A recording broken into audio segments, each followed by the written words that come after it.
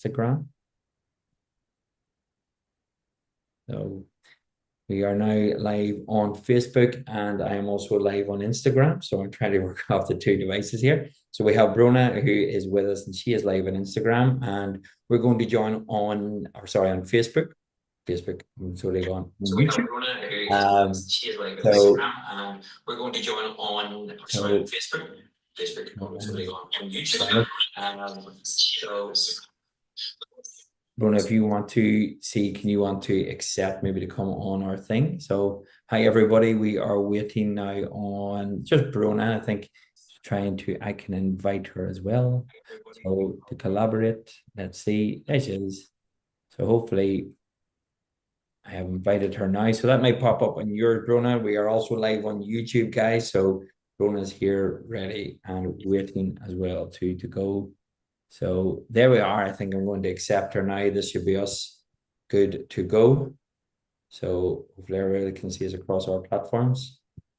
And we will be good. So, guys, just as we're waiting for Bronagh, if anybody is already on watching us, if you have any questions, please put them into the comment box and we will see. So this will always happen. It'll all come on and it'll all work. It'll be all right on the night, as they say.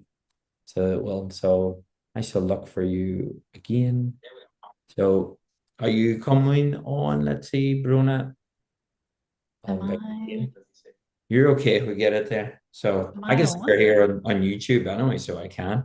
So if you aren't, guys, if you can't really see us yet on Instagram, you can go on YouTube. Is it letting you do it, Bruna? So I have a slight lag. I can hear you twice, a few seconds apart. No problem, but it says you're unable to join on Instagram here. I'm requesting to join and it's not happening. Oh, So hang on, there we go. Is that it? yay! So I think if you want And to turn your volume down on maybe on your phone, if you turn that down, how's and that? yeah, perfecto. Right. We're winning. We're winning. So, guys, we are now live for everybody. You do not want to miss this one. They're waving, and we're all good. So, we have, as they had, we kind of fallen on last night talking about creativity and about children expressing through different forms, especially coming into summer. Now, Bruno's going to really delve into a lot of topics today. Well, mainly focusing on two topics. So, Bronagh, I'll introduce yourself, but you just want to mention the two topics again. What we're going to focus on tonight? Hi, Gary. Yeah, we're going to look a little bit at anxiety and then a little bit about parenting children during the summer months, which is always a bit daunting for It parents. is, it is. And for anybody who doesn't know who Bronagh is yet, she's an amazing lady, first and foremost. So she is. But Bronagh is a mental health strategist and parenting consultant. She has a background in psychotherapy. I found this out now, was amazing. I'm going to let Bronagh talk a little bit more about this, but she is the director of a master's course, so she delivers this. And I think it's the only one in the world, am I right? Mm-hmm. Yes, that's right. She's the only one in the world in adolescent psychotherapy. And so this is huge, having this lady on here to share her insight and her knowledge. She is also an author, and she really developed, she's also a child and adolescent development expert. And I like this as well too. She also has a particular interest in women's mental health. So there's a lot more that she does, this amazing lady, but we aren't going to go too much more. But before we start, actually, can you tell us a little bit more about that master's that you deliver? Sure. Well, actually, I started to write up a 6-week program about 15 years ago. Because I would do a bit of a day here and a day there, and I got frustrated going, oh, there's so much more that I wanted to write up. So I thought I'll start with 6 weeks, and it ended up, kept writing. I thought this is a year's program, and I kept on writing. I thought, my God, this is 2 years program. So it was offered as a diploma for a few years. And then the University of Northampton accepted it as a master's. And it is, as far as we know, the only master's completely and focus completely on adolescents in the world. So not bad for Nailoma Cutty, actually. Not bad, not bad. But yeah, I remember back in the day, we used to teach me the guitar as well too in the school, wasn't it? Way back. So we were both very young then. Just say you We just must. were. I was only about 6 months older than you think, Gary. Yeah, that's what it was. You just originally graduated, and I was just finishing school, like so. We'll No, leave it at that. but it's amazing the journey even to come on. When I started seeing you a few years back and seeing all the books and everything, and you recommended some amazing books like The Whole Brain Child, and it was something really got me into that development side of the brain, and I went down the exercise and what it does to the brain side. Mhm. So I'll leave the other bits to yourself. So, but really, just to start off today, we're talking maybe about parents now that a lot of children maybe in routines they're potentially struggling with a few issues now. They have the routine of the school day of everything. Now they're hitting summer with 2 months off. What are some things you might expect from a parent and from a child as well, even? Well, I suppose the big challenge is chaos, is how to keep kids entertained. They're not very good at entertaining themselves. So it takes a lot more energy to parent a child during the summer months. Um, 2 months seems like a long time where every day it's just what are we going to do today, particularly if the weather is bad, you're sitting looking outside, you can't even get out to play football, whatever. So there are a couple of really big temptations for parents to make it much easier. For example, years ago, whenever you took your children out to a restaurant, they would not behave well, and it would be an exercise in public humiliation, and everybody be looking at them going, God, can those parents not bloody control that child? Nowadays we don't have that issue because you hand your smartphone to the kid and they're watching cartoons, so we're all good to go.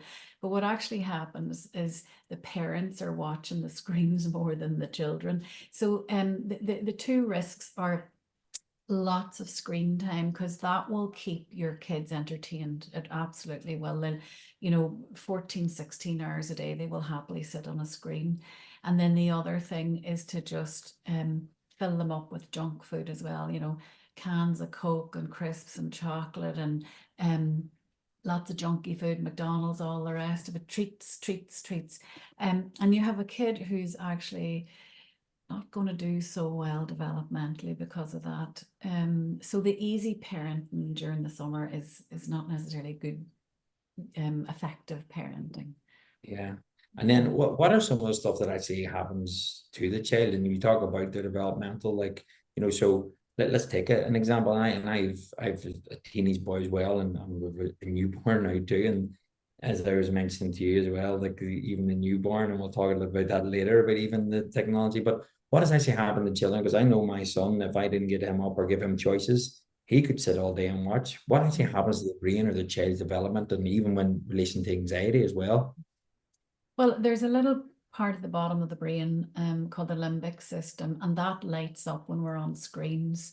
Um, and it is the place where kind of ADHD happens and stuff like that. So kids have a real issues, not that they're going to get ADHD, but they have real issues with attention, with discipline, with doing things that they don't want to do. They want to live life on their terms.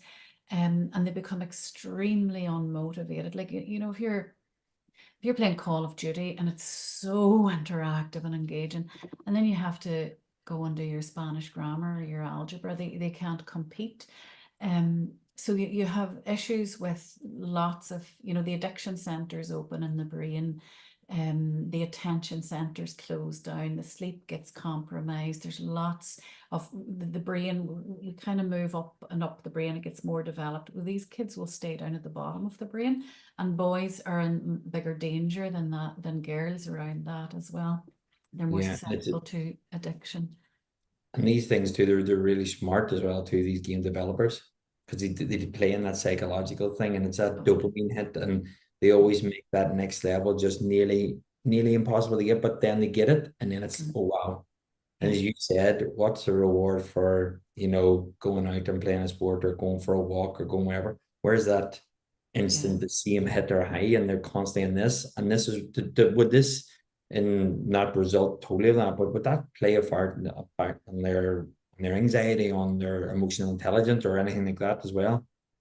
Uh, Not Well, sometimes it is, it'll hit them at the anxious level, but it's more the motivation levels. Actually, they're not motivated to do anything outside. And actually, some of these kids are getting into real trouble. For example, give you a few statistics. Like obesity is in the increase, and it's linked very heavily to screen addiction in children and teenagers.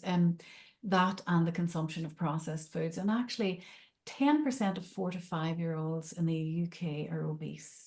10% of 4 to 5 year olds, and then an additional 12% of them are overweight. So that's 22% of 4 to 5 year olds are either overweight or obese. And the 11 to 15-year-old age group, that's the younger teenagers, 38% of them are obese. That's not just overweight, that's obese. So too much screen use will contribute to poor physical health, lack of attention, temper tantrums as well, and poor social skills. So, as I said, it's really tempting to keep your kids content by giving them screens, but it's not going to help them, and it'll certainly not help them in the next academic year because they'll be less motivated. Their attention span will be less. If you calculate maybe somewhere between 6 and 12 hours screen time a day, every day for 60 days over the summer nonstop, that's a lot of hours. I can't do the math, but that's a lot of hours. And then we send them back to school. So that's not useful. But in terms of anxiety, some kids will use screens to manage their anxiety. So half of kids who are addicted to screens are addicted to dopamine. They just want to feel good. But the other half, it actually is an anxiety management technique. So they're sitting on their phone so that they don't have to interact with the world. And that's a whole different ball game, and in terms of where that's impacted in the brain. And they're the kids that have anxiety. So when I don't have my phone, I feel really awkward and really uncomfortable. And then I get my phone. Oh, and usually those kids, particularly the girls, will scroll and they will compare themselves to everybody else, and they'll look at how thin people are, and they'll look at self-improvement stuff, and it exacerbates their anxiety, and they feel worse after sitting on their phones. They're not good Mm. things for young people. It's not, and there's a lot of the research, but whenever you said those statistics, like their numbers, but I always say to people, think of somebody who who's 4 or 5 year old, and just think that 24% between obesity and overweight are at 4 or 5 year old, and then going into your 11 to 15, wasn't it like 34%? That's huge. That's right, yeah. Like then the other flip side from even our point of view, what movement does, you talk about even the brain.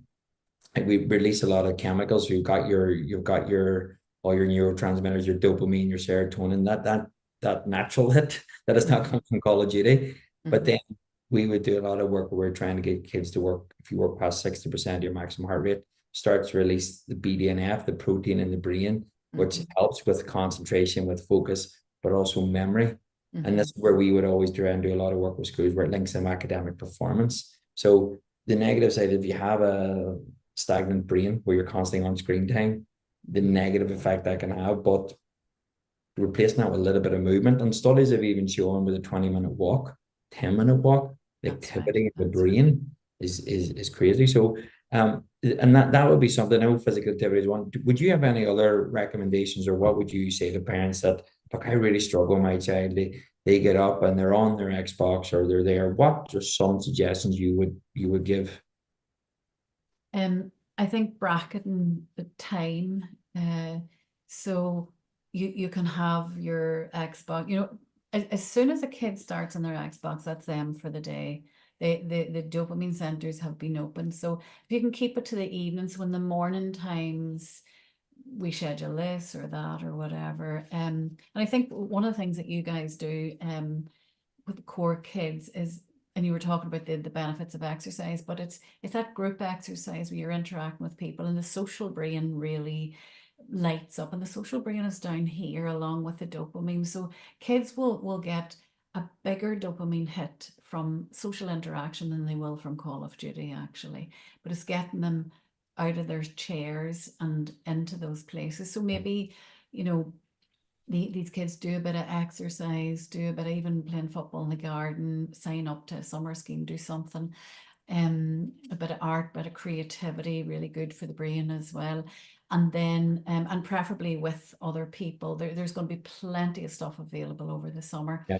Um, in the evening time, maybe from 4 o'clock on or from 6 o'clock on or whatever, you can have some hours at your screens. But if your kid is starting in the morning, you don't have a chance, because trying to then get them off the screen to go and do something else, it's just really boring. I don't want to do Yeah, that. it's not comparable. And then they'll come back with, but sure, I'm talking to my friends online.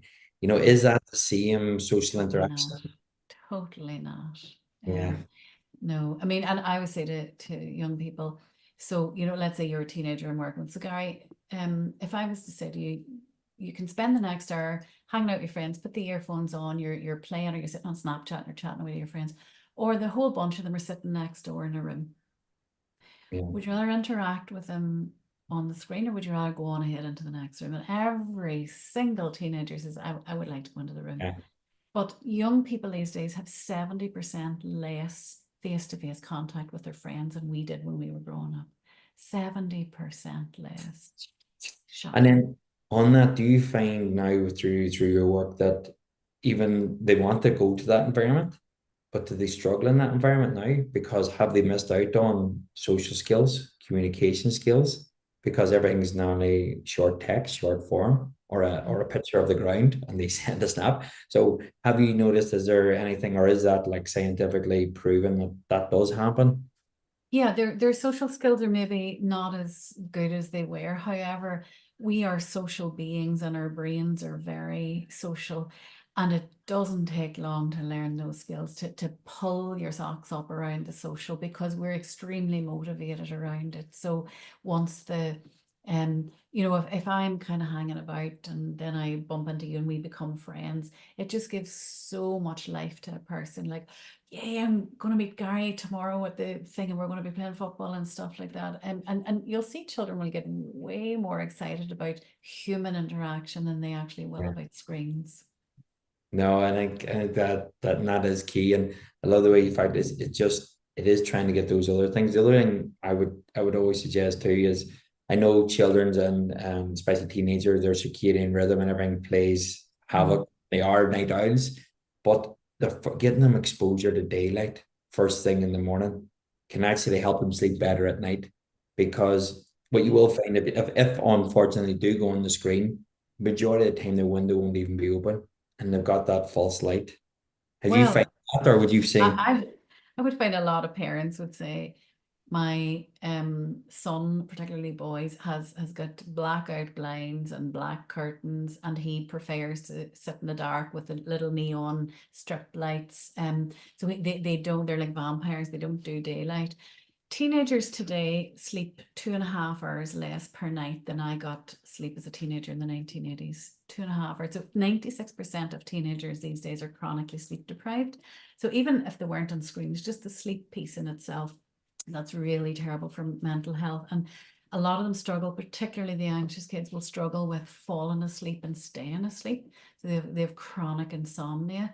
Um, and then what happened? You get into that terrible rhythm. I mean, adults do this too. Didn't sleep well last night. So you need dopamine today. So you're going to go and get your can of Coke and your chocolate and trying to get a bit of dopamine to keep you going during the day. And then you come alive at 10 o'clock at night. So you'll not go to bed till 1 o'clock and then you can't switch off. So there's this really terrible cycle. And in the summer, I have a lot of young people who will not don't go to sleep to 2 or 3 o'clock in the morning, because they don't have to get up the next day until whatever. So they get up at like 1, 2 o'clock and they come alive about 6 in the evening. And then of course they're not tired come 10 o'clock. And it is really, there's two things that are very predictable when that happens. One is their mental health is going to spiral. That there's going to be anxiety, there's going to be low level depression. That's just a given. And the second is that they're going to have serious problems going back to school in terms of motivation and social and all the rest of it. So it's harder as a parent to frame your days and to organize things and stuff, but it's well worth it. If you're exhausted at the end of the summer and you haven't had much of a summer, and you probably won't have much of a summer, but your kids are actually in good shape for the next year. That's a tremendous gift to be able to give to your children. Brilliant, brilliant. Of course, I didn't turn on me plug. I'm winning now. I'm winning now. Um, it's funny. And here's a question as well, because I was doing a live last night with Karina, and what I do as well is we paused halfway through because I set time limit on my phone, Mm-hmm. because I think as well too, parents can turn and say, well, they're on their thing every night and they're on this. But we can very easily sit down and scroll. We can very easily sit down and binge watch. And like, for example, Netflix are amazing at what they do at making you binge watch, because you get 5 seconds to try and turn on, and think, I'll watch the first 5 minutes. Okay, yeah. 3 series, and then you're away. But what are some of the strategies maybe that parents could adapt, or maybe be, is it mindfulness, is it awareness, or what is it for parents as well too? Is this in terms of screens or anxiety, Gary? And I mean, sorry for, I know they'd be very reflective on their children's habit, but do you work with a lot of parents? Parents We themselves. have to, yeah, sorry, working on what are our habits? Yeah. So parents and dads actually are the worst offenders at the phones. Don't say So that. some ground rules to begin to contain, your phone is a boundaryless device. So we as adults struggle with it. Young people developmentally are incapable. Like handing a child a phone, anyone under 16, 17 years of age, it's like, taking a 3-year-old to camp, say on a busy afternoon, and leaving them at the edge of the footpath and telling them to cross the road themselves. I mean, it's the height of a responsibility. Somebody would call the police on you. It's just a terrible thing. You would never do that. But we do that all the time with kids, giving them these Yeah, phones, and then they get into trouble with addiction and overuse and all this risky behavior and being exploited and all sorts of stuff. But they're being modeled by parents who are fully addicted as well. I think it's over 400 times we typically look at our phones each day. yeah. Just that kind of flick. And a lot of the time I it's think that's even increased. yeah, I would say so. I think, yeah, just because that 400, I remember that, but I remember reading some of the day and it was like, it's gone up even more. And I think Americans are like over 1,000 a day. Yeah, We're not too bad compared to them, but um a lot of the time when you open your phone, you lose 24 minutes of your life. It just disappears. Oh, I must look at that there thing to see, did she get back to me? 24 minutes, very common thing. And then you're like, oh my God, I'm so busy. I have all these things to do. I'm so busy. But you're kind of given 24 minutes of your life to the phone a lot of the time. So small containers can be useful. Just leave all of the phones in a box on the windowsill, turned off while you're eating. There are yeah, no interruptions, screens, and there's no TV on the background or whatever, no radio in the morning with the news. When you sit at the table, you sit at the table, and it's about dialogue and it's about being fully present. Even if you can just do that every day, that's a huge thing actually. And research even shows that when you do that, it minimizes the risk of eating disorders for young people. Like that's a miraculous thing, for example. Um, so then maybe you do something like you give yourself 15 minutes and then 45 minutes off the phone, 15 minutes and 45 minutes off. And you think, let's say for work, you might be getting people booking things and people getting, so you can't just like leave your phone down for hours, but you can set a time limit. The next 15 minutes, if there's anything coming in, I can attend to it. And then I'm going to be 45 minutes offline. And if that's very hard, start off with 45 minutes online and 15 minutes offline. And yeah. do Right. things like that, and you need timers on your phone to do it. The thing about children is they need 15 minutes of very rich contact every day. That's all they need, Gary. So if Okay. you have a child, and we're flat out busy all the time, and you're kind of meeting yourself coming, but if you sit face to face with a kid and just interact richly with them with no interruption for 15 minutes a day, that's wonderful for their attachment. It's wonderful for their sense of self. That's wonderful for the relationship between you. So that's all you need. I know. I think one of the things that I see changed my own my own mental health even, and it was at risk. I will not bring the phone into the bedroom. I charge my phone outside the room. Good, I am great. telling you, a game changer. Absolutely. Because not Absolutely. only with the blue light and your melatonin and everything starting Mm. to spike up, and you're gonna find it harder to sleep, but what you're actually doing online, and it becomes comparison to the thief of joy. And then you're scrolling around and you're like, oh, look what they're doing, or look what this, and you're going, whoa, I don't even think like that normally. But Mhm. because I'm fatigued and tired, I'm scrolling through, and it's one thing I've even tried to do a lot with Conlon now, is reading every night with him. But he just Lovely. loves the voice when I put on everything. He just goes, and he'll look at me, and now he's got the stage where he's just trying to grab the book as well. But it's our time, to do that, like, and which is huge. Like, and it's that time where he can settle, I can settle as well. So Hmm. it's a big one. Yeah. So um I know we kind of maybe went off. Is there anything, Gravy, you want to just touch on? Because I know we kind of kept us to around half an hour, which is great. So is there anything you want to touch on, kind of, that we didn't really explore too much? And then we'll mention, you have a lot coming up at the minute, which people should definitely get on. But anything we kind of missed on?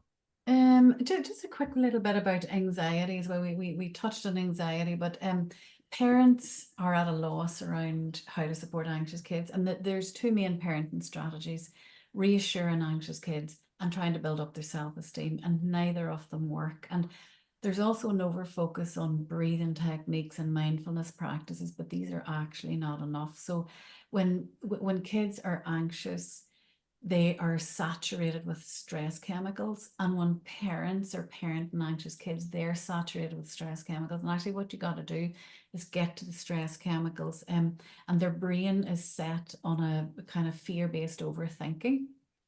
So that they're things that actually need to be actively addressed. So you mentioned I'm busy. I have a couple of webinars coming up, Gary. Actually, one of them is about parenting anxious children and teenagers. I think that's happening on Tuesday, the 16th of July, so just in a few weeks' time. And then I'm also doing a parenting webinar on parenting during the summer months to give lots of strategies around managing those frameworks, and that's taking place on the 1st of July at 7 o'clock as well. So I'm on social media. You'll find me if you look for Bronagh Brilliant. Starrs, Well, Facebook, well, Instagram. what we'll do as well, I know I haven't actually, but I'm gonna share some of your ones, but we'll actually send it out like a little email Oh, um brilliant. Oh, to thank you. all our clients, because I think it's definitely something some parents somewhere needs, and it's more than one. Yeah. And I think, and you do it online as well. Is that correct? Yeah, they're online. So, Yeah. and that's the thing, some of the powerful things of online, because it is a safe space that, you're not going to somewhere, and because it can be pretty Yeah. daunting to say, well, I don't want to be seen going there, or people knowing my business, whereas online it's there. And even this short, it's just flown by these 30 minutes, but I'm sure everybody who's watching and listening here will agree, there's a load of gems there. Even as you said, even that bit of like the breathing, mindfulness. Yes, it's a part, it's a tool, but Hmm. it's not enough. It's not the answer. It's You not know. going to take the anxiety away. Yeah. So, and I think that's powerful. And you said a lot. I'm actually going to listen over. There's a lot of golden nuggets there, guys. So this is going to be on YouTube. I will share it. I would definitely say rewatch this. Definitely sign up to Bruna's, and you've also got two books as well, haven't you? That's Two, right. That's yeah. right. So she's like, oh, that's right, I forgot about those as well, because I was doing this, this, and that. But look, and I love the fact that you're given so many options to serve and to help people, and that's ideally what the passion that you have to do what you do. So thank you. So is there anything you want to finish on, or? I don't. I think just the very last thing, we were talking about how important exercise is and how many kids kind of are overweight and obese or addicted to screens. Any parents listening, if you have the core kids NI at your in proximity, that you can, sign your kids up to that as well. Gary offers a really wonderful gift to kids, and also it'll help your parenting during the summer. Kind of dump them off to Gary for a little Yeah, while, well, sort them out, catch your breath, and pick them up again. But that's a gem too. So thank you yeah, for no, the and invitation, Gary. thank you for that. And I actually made a link in with you, because we're constantly sending out stuff. So even parents, if you are watching, when you sign up to our camps, we send you out like a daily report by email. and it will include, so we include things like lifestyle and well-being. So we might have gratitude, might be our theme, and it might be hydration, but we'll send out the content we've done with the kids. So we do things like, your water intake, and they get to mark it off like a checklist, or they do that. But I think there's a lot of stuff too. I think we'll be sharing a lot more of your content or pushing people that way, because there is a lot of kids, and we're finding a lot more, even the children who are coming to our camps. We want to be open to as many kids as we can, but we got to protect, first of all, that child. We got to protect the coaches, the family, everybody. And we're finding that we're given the opportunity, but parents maybe have to come and be there or be close by, because we still want the child to experience that, but it's happening more and more and more. And thankfully you can see the child develop, which is amazing, throughout the years, and they're coming back and they're loving it. And it's where it was a very shy and timid, or very aggressive and angry. Now they are just this beautiful child. It was always there. It was always in them, and they just had to find their way and get that help and support. People like yourself, which I think is amazing what you're doing too. So yeah. So look, thank you so much Pleasure, Gary. for Pleasure. taking the time. We will get I'll get you, Bronagh. You can actually just maybe drop me. We'll set live now on here too. But if you drop me an email with all your details, and we'll forward it out to all of our guys, because I'll do that. I think we have a few people there who are watching there constantly. I don't know of any comments, because I think they're actually just glued. There were a lot of people watching there. I think they're just glued to it, which is amazing. So guys, thank you so much to everybody who so somebody just missed it, but don't worry if you missed it. It's on the YouTube channel. If you want to watch something tonight, if you're down to your few minutes of screen time, watch something very informative that Bronagh just shared with us here tonight. So, guys, thank you so much, and we shall see you. We're back very soon. Now we have a nutritionist on, who a whole food hero, who works a lot with children and family as well, coming up. I think we've got busy mums who are run a business, and they're going to share their techniques as well of how to do. So we have a lot coming up over the next few weeks. So thank you so much, and Bronagh, absolute pleasure. Thank you. Great. Thanks. Good night. So see you later, guys. Cheerio.